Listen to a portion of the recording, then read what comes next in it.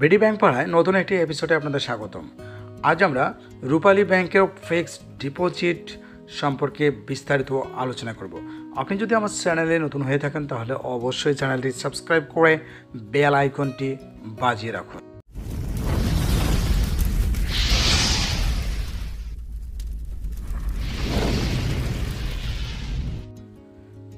রূপালী ব্যাংকের fixed deposit বা FDR হচ্ছে যে কোনো পরিমাণ টাকা ব্যাংকে ফিক্সড বা স্থায়ীভাবে জমা রেখে মেয়াদ শেষের পর মুনাফা সহ আসল টাকা ফেরত পাওয়া। রূপালী ব্যাংক এফডিআরে দিচ্ছে সর্বোচ্চ মুনাফা।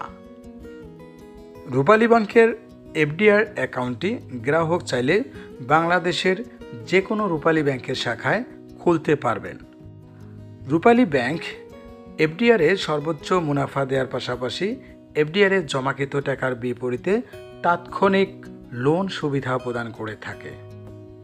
রূপালী ব্যাংক মেয়াদপূর্তির পূর্বে টাকা উত্তোলনের সুবিধাও প্রদান করে থাকে এফডিআরের ক্ষেত্রে। রূপালী ব্যাংক 3 মাস মেয়াদি এফডিআরে যে কোনো পরিমাণ টাকায় গ্রাহককে মুনাফা প্রদান করে 8.50%।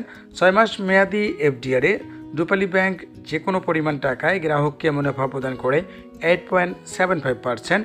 1 বছর মেয়াদি এফডিআরে রূপালী ব্যাংক যে কোনো পরিমাণ টাকায় গ্রাহককে মুনাফা প্রদান করে 9%। অর্থাৎ রূপালী ব্যাংক সর্বোচ্চ মুনাফা প্রদান করে 1 বছর মেয়াদে 9%। রূপালী ব্যাংক 1 বছরে 1 লক্ষ টাকায় ট্যাক্স কর্তনের পূর্বে গ্রাহককে মুনাফা প্রদান করে 9,000 টাকা। রূপালী ব্যাংক 1 লক্ষ টাকায় ট্যাক্স কর্তনের পূর্বে মাসিক মুনাফা প্রদান করে 750 টাকা। গ্রাহকের টিন সার্টিফিকেট থাকলে 10% ট্যাক্স কর্তনের পর গ্রাহককে মাসিক মুনাফা প্রদান করে 675 টাকা। গ্রাহকের টিন সার্টিফিকেট না থাকলে 15% ট্যাক্স কর্তনের পর গ্রাহককে নিট মুনাফা প্রদান করে 637 টাকা। রূপালী ব্যাংকের এফডিআর অ্যাকাউন্টটি খুলতে গ্রাহকের কি কি ডকুমেন্ট লাগে আসুন তা জেনে নেই।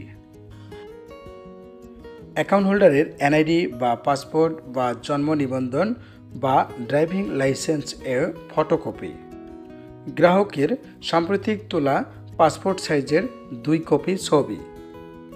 অ্যাকাউন্ট হোল্ডারের ছবি অবশ্যই ইন্ট্রোডিউসার বা পরিচায়ক দ্বারা সত্যায়িত হতে হবে।